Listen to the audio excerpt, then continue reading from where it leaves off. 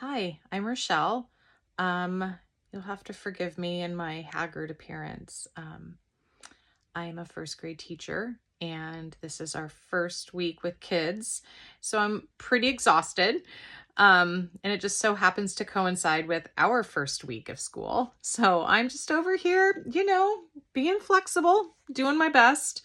Um, it's also my education, my background in education that's brought me to social work.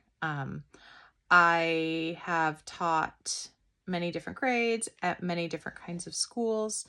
And the one consistent noticing or observation that I've made from year to year is that the social emotional needs of children just keep getting bigger and bigger.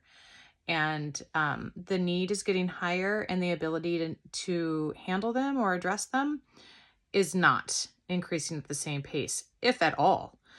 Um, so it's hard being a teacher when you have these kids with needs and they come into your classroom, and your job as the teacher is to help advance them academically.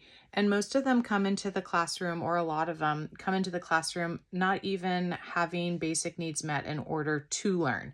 So the teachers are kind of being set up for failure. And with access to services to help these children being extremely limited or non-existent, I just saw a need, and I feel called to serve my community in a meaningful way. And so it's brought me to the spot of exploring social work. Um, One social work theory, concept, or value I'm curious to learn more about is probably the advocacy part of policy in terms of children specifically, and what that looks like in the education system. I'm super open to what I learn, and as I go through this program and other areas that it might lead me. I'm almost certain that it's going to involve children, but I'm open to changing my mind depending um, on what I learn and the experiences I have in field work. Self-care rituals. Oh my gosh, I'm a book nerd. I really love to read. In fact, in my teacher prep program, I read the book The Spirit Catches Me and I Fall Down, and I loved it.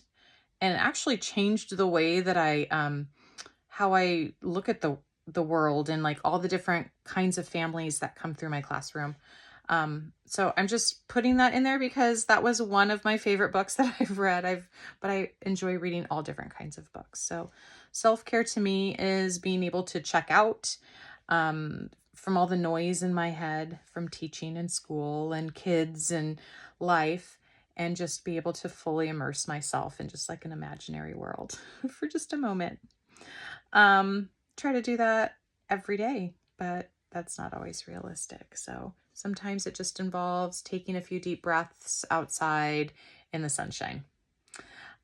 So I think I may have covered it all. I'm super excited to watch everybody else's.